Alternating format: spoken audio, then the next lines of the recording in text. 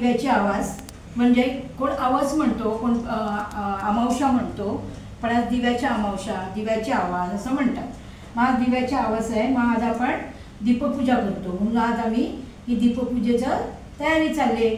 आणि हे सगळे दिवे मी घरात जेवढे दिवे होते तेवढे घेतले आणि घासून बिसून व्यवस्थित त्या दिव्यांची मी पूजा करणार। आणि हे मी कणकेचे दिवे बनवले, कारण आजच्या दिवशी कणकेचे दिवे बनवायचं असं शास्त्र आहे। त्याप्रमाणे मी आज हे कणकेचे दिवे बनवले आणि त्यांना त्या सगळ्या दिव्यांनी मी पंचामृताची मी पूजा करते।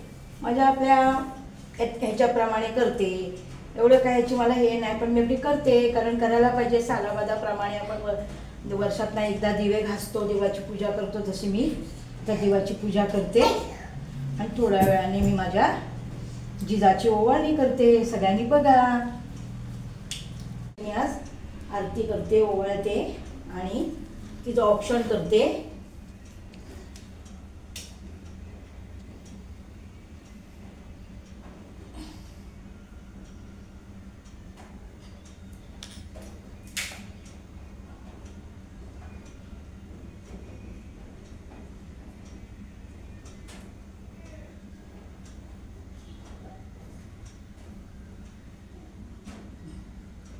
देवा माझ्या पोरीला उदंड आयुष्य दे आणि चांगली बुद्धी दे।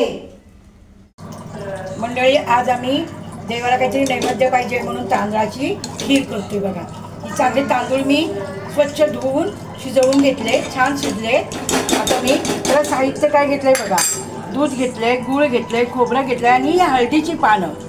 ही हळदीची पानं आणि स्वाद छान येतो, सुंदर लागतं म्हणून मी हळदीची पानं घेतली आणि ह्याच्यात आम्ही खीर बनवते। झाल्यावर तुम्हाला दाखवतेच। मंडळी, माझी खीर तयार झाली, हे बघा छान शिजली, छान तयार झाली। आता मी बाप्पाला नैवेद्य दाखवते। ही बघा खीर, माझी खीर सगळ्या तयार झाली, तांदळाची खीर। सगळ्यांनी जेवायला या आणि सगळ्यांना अमावस्येच्या हार्दिक शुभेच्छा। जय हिंद, जय महाराष्ट्र।